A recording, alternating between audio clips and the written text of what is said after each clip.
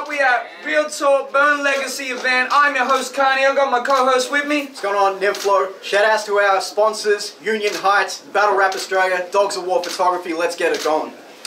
We got the next battle up. On my right-hand side, all the way from Adelaide, give it up for Sope Suddz. Yeah! I'd like to give a shout out to Really Creme Clothing, my boy Alias, and dude back at the hotel room who, I can't remember his fucking name, but he helped me get through my rounds. Yeah. On my left-hand side, from Melbourne, Conspiracy. Shout out to Battle Rap Australia. Shout out to Paddington Bear because fucking marmalade sandwiches are dope. And also rest in peace to Vinnie Paul from Pantera. He passed away last Saturday. Let's go. Alright. We got round one on Conspiracy.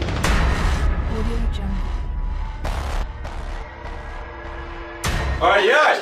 Hold it down. So several months ago, Carney hit me up on my phone. He said, Cal, after that impression you left at the last event, brethren, I'm going to give you another matchup. And I want to see you teach this bastard a lesson. So I said, alright boss, I'm all ears, apart the expression.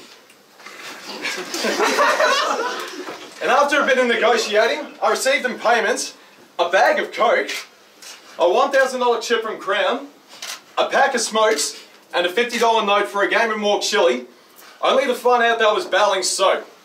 Now I don't know about you guys, but something about this matchup feels quite weak. I mean, we used to take J-Mac versus Serial before, which was a nice feat. And now we've got two of the skinniest guys in the entire league looking like two chemo patients fighting over an IV.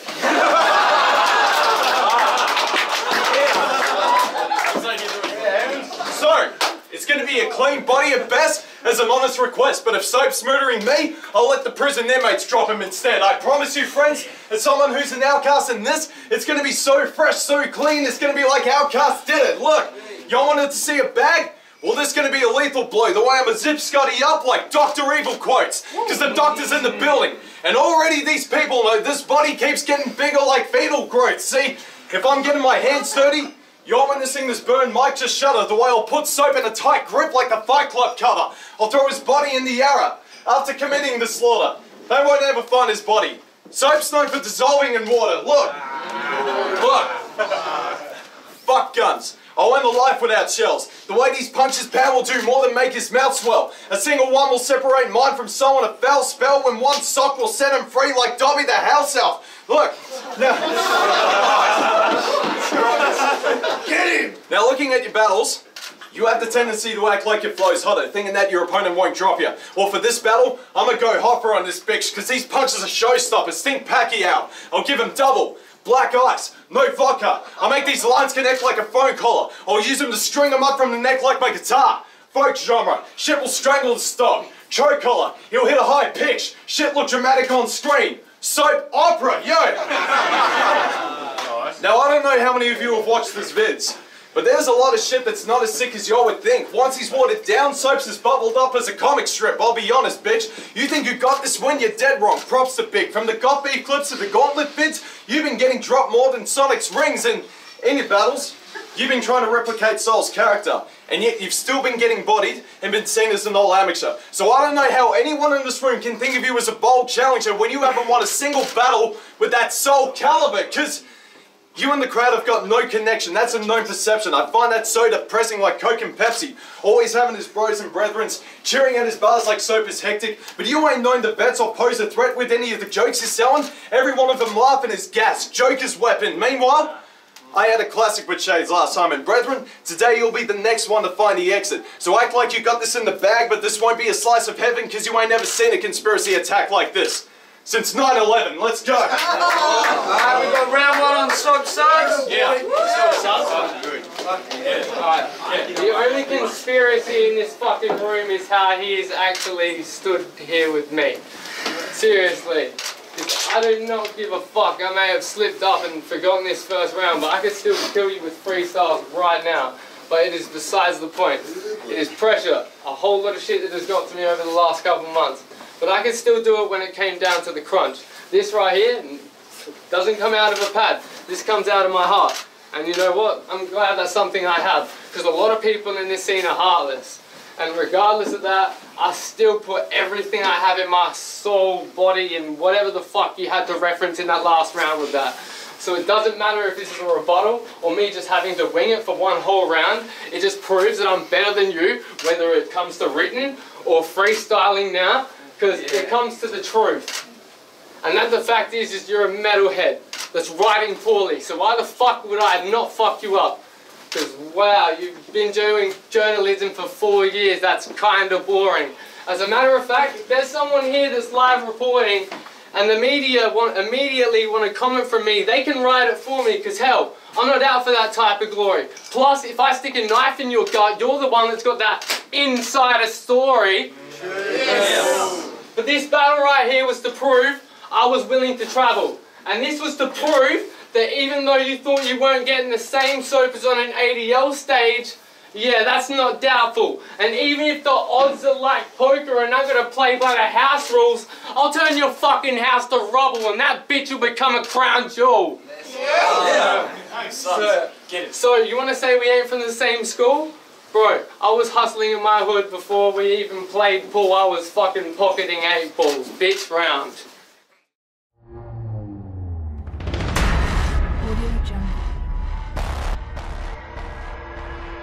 You being the head of the Gauntlet division was an awful decision. I don't know what the fuck you did to earn that position, but I'm surprised Kamira didn't fire you, because him running the Gauntlet was about as smart as shooting up a school library with a silencer, because Real Talk have been making classic cards, and even you know this. Carney, Twiz, Gil, they've all been making them sweet on that glucose sip, and here you are trying to prove to them that you can do those things, but at the end of the day, organising a good card is something that Scotty doesn't know. Euro trip, but... yeah. Because you have lost every battle in your career, yet for some reason people in Adelaide are still fucking with Sope. As a league owner, that looks bad on your behalf and the title you own. So just because you own the Gauntlet, don't make you Thanos with the rhymes that you wrote when you've been lacking jewels in all the punches you throw. I mean, when you've been lacking jewels in all the punches you throw. I mean, you never cared if shit was set in stone with the Gauntlet, when all you cared about was getting stoned on methadone and living life on the rocks like crabs in the western coast, but seriously, I wouldn't be surprised if your buddy Risen convinced you to take this fight, because after all, he's the reason why you fucked up your veins and eyes, and you've been getting stoned with him ever since. They remind me of penguins the way they be blazing pipes, because when Risen brought the rocks to this bitch, the both of you became mates for life. But, seriously, there are a whole lot of shitty battlers that this whole globe suffered with. And you're a prime example of this case, and it's no wonder, bitch, since day one, you've been considered as one of the worst who have been ushered in. I mean, we're doing our best to keep this scene clean, and everyone in the rest of the scene don't fuck with him, and yet you're staying in Real Talk. And this is what Soap's come of it? Well, when you slow that last one down, I said you're a stain to Real Talk, and you're the Soap scum of it, but...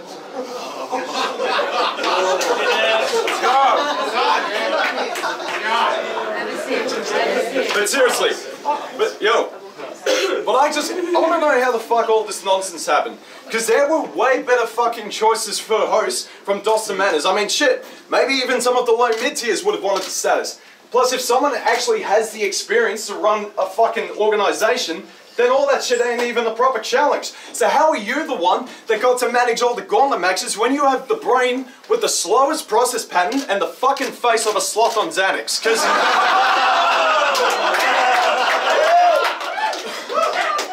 Like I said, there were way better fucking choices aside from this fucking homewrecker. Shit, Ness has no personality and even he could host better. But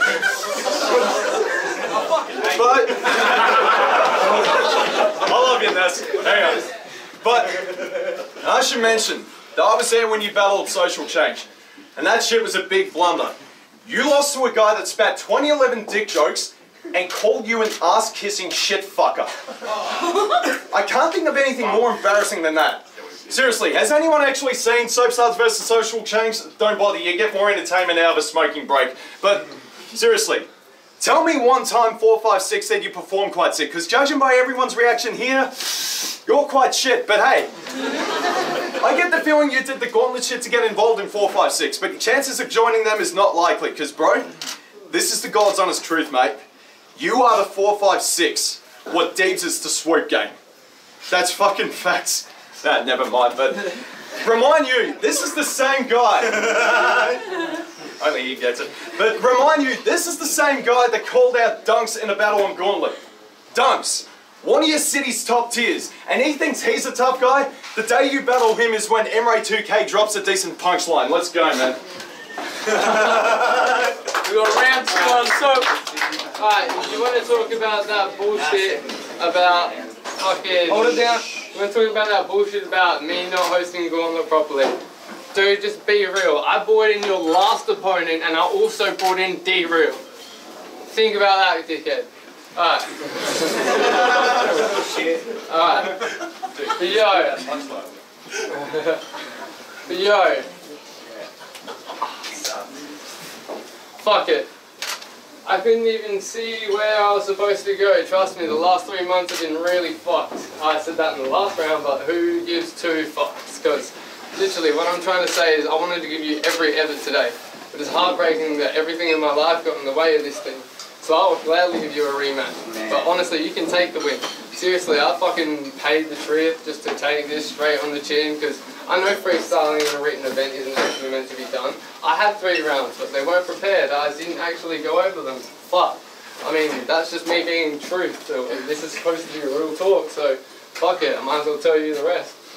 While I'm here to talk, so fuck it. I may have screwed up that many times. But I've done it before in my life, so don't worry, I'll bounce back and use the lesson through all of this shit, alright?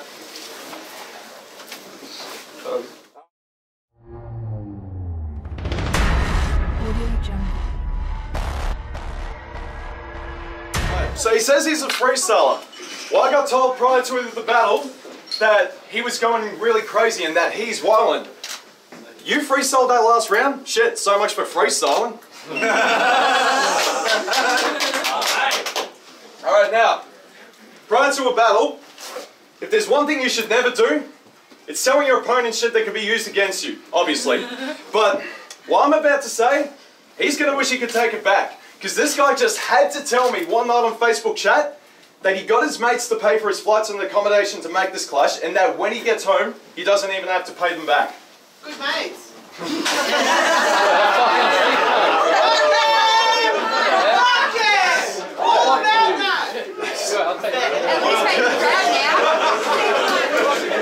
That's loyalty over money. Yeah, loyalty over fucking money, right? Hold it down. Now look, listen. I understand at your last job that you had an accident that caused your knee to hurt, but the fact that you've been cone punching instead of job hunting is even worse. I mean, you're living off of other Scott because you're too lazy to feed your purse. Meanwhile, my stepdad fucked up his back and he's still putting his feet to work. Remind you, he's 64 and you're 23. Now, I would never diss anybody for living off Centrelink, because in this day and age, we've all got to find a way somehow to make ends meet. But the fact that you're using excuses to not find work is getting weak, so listen. All this mooching off your friends and family has to stop. And stop treating responsibility like it's an irrational thought. You should be going on seek, finding yourself a casual job instead of your veins after all the smack you've shot. Because if you don't, you could wind up homeless. Out the front of a station in threads with everybody walking past Sope in a box like a fragrance gift set. But walking past Sope in a box like a fragrance gift set. But, shit.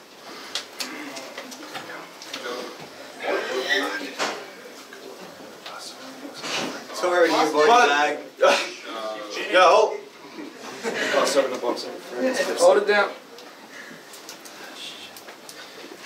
But because you've been doing drugs, you probably tried doing crack at one point, but never earned a good share of the bread. Well, you would have done a whole lot better for work if you hadn't killed all the cells in your head. But I guess your girl did better with the way she was getting a sense, because all she had to do was wash her own crack before she could sell it again. But, because you're just not as that guy from Adelaide that gets chewed by MCs, lets loose on VBs, and spends his entire loot on DMT. So I don't know why the fuck you can call yourself Sope when you refuse to get clean.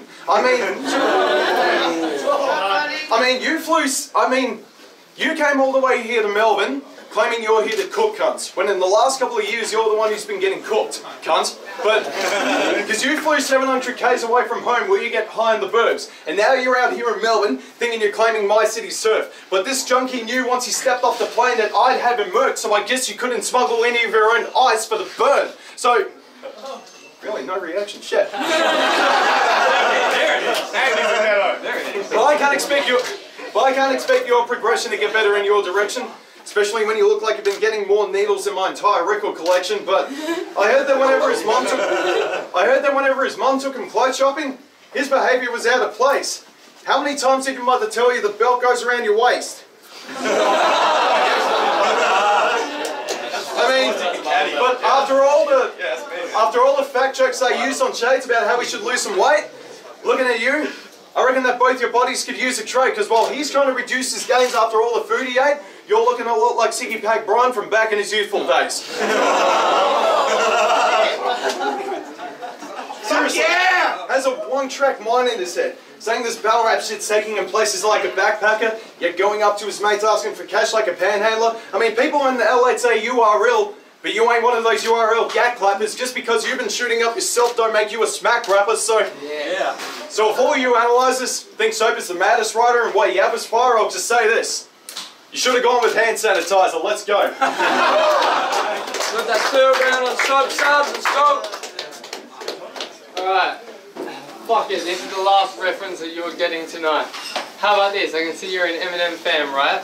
I'll literally go outside, hire you a car, buy you a fifth of vodka, and dare you to drive. And if you survive, well, I'll just stomp the shit out of you until you're barely alive. But anyway, that's the last thing I've got about that. Because the last 3 months of my life have been pure hell. I've got shit that's constantly on my mind and I'm trying not to dwell. And yet I've got a war that's waging on inside of myself, and yet the person inside just will not seek help.